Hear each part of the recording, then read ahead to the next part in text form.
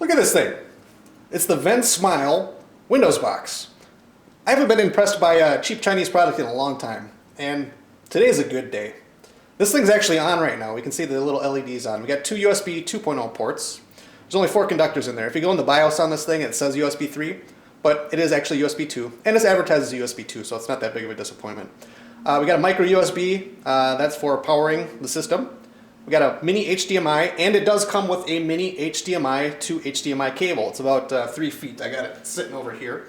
We got our little TF card, micro SD slot, and an analog output for our headphone jack. And it does do audio over HDMI. I just plugged it in and it worked with no problems whatsoever.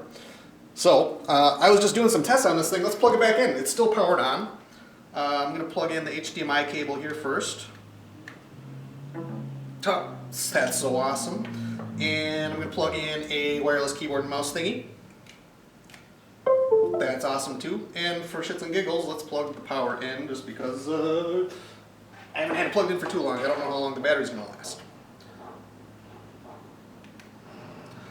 So the first thing I was doing is kind of just messing around with Windows here. And this is running something called Bing OS, and I haven't been able to figure out what the heck makes it different besides the fact that when I go to the start menu here, it says 8.1 under the start menu, but I don't see the power options here that you usually get after you get Windows 8.1 installed. Let's see here. Let's type in vacation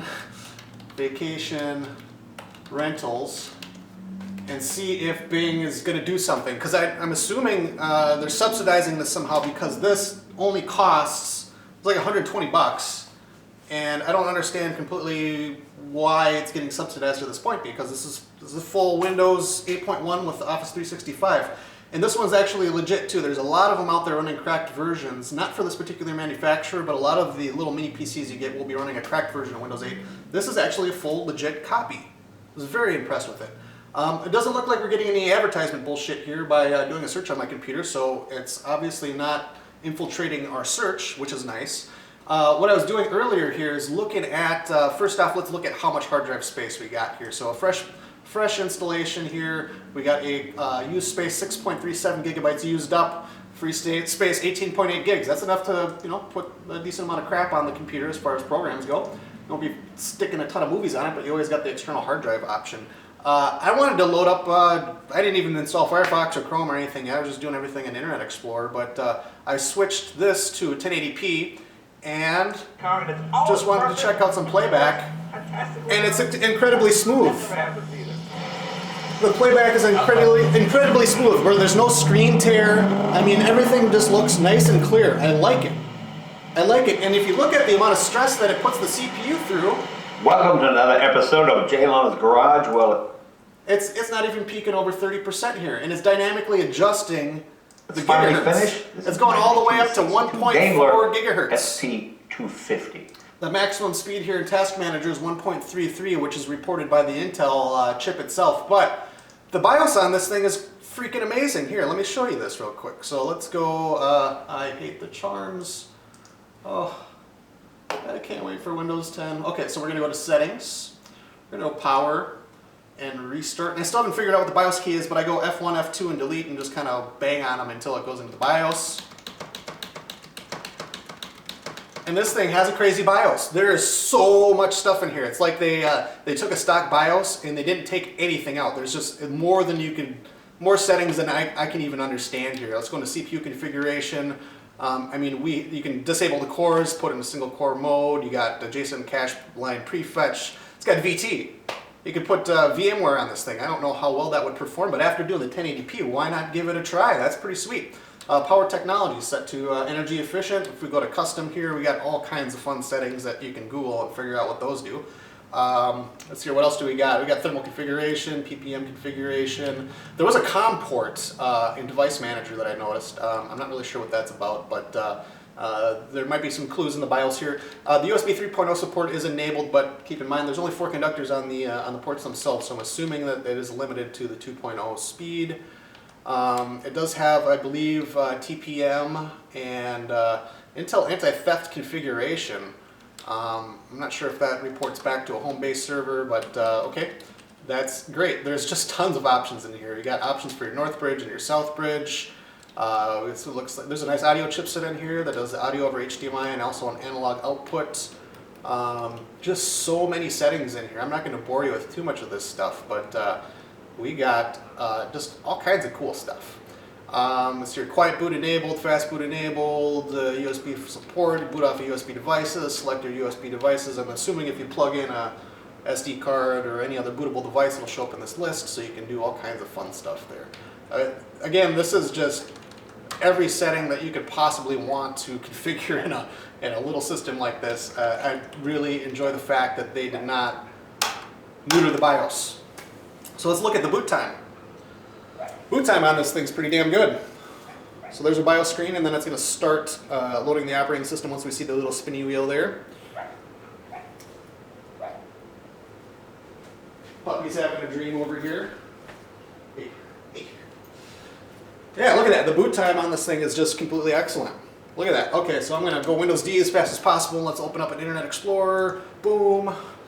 And look at that. It's loading. Let's open up the task manager here.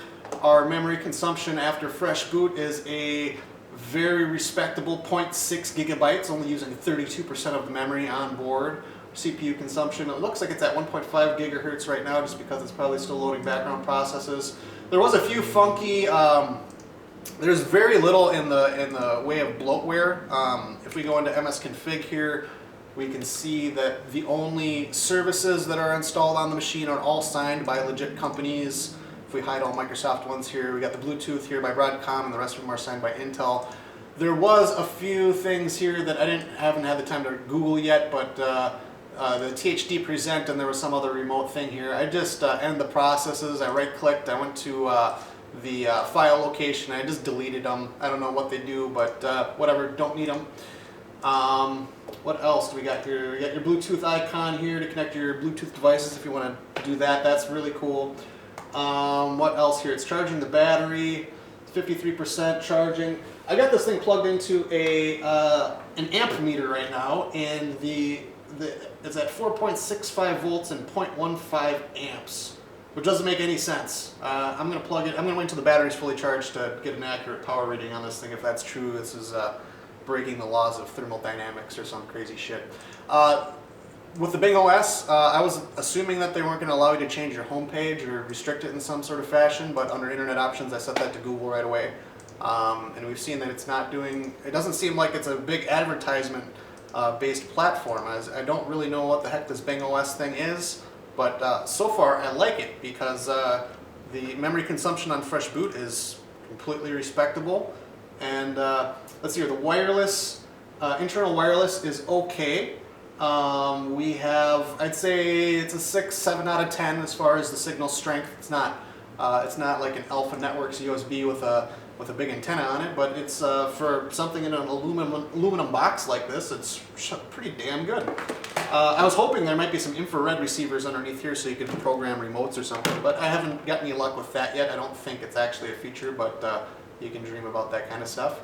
Yeah, the disk usage, 0%. And I've got Windows 8 that I've installed off of retail copies that, Windows 8 was just a total crock of crap when it came out. But it seems like, it's starting to shape up, and yeah, bravo, Vensmile, whoever you guys are. I don't really know the company that well, but they are doing legit copies of Windows, and that wasn't the main selling point for me. There's a few other versions out there that are $99, $80. They got the new little Intel things coming out now too. It's a little USB stick that's got kind of the same configuration, but not as many I/O ports and not an internal battery.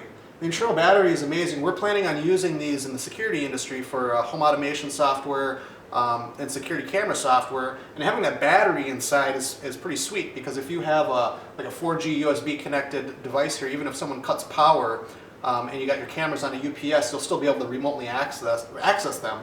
And the internal batteries, it's just it's something you wouldn't expect in an ultra mobile PC like this, but it really expands possibilities. If you want something you can just throw in your bag, and it's kind of like having a whole backup PC with full-fledged HDMI, all the good stuff. It's all good stuff here, and glad you guys checked out the video.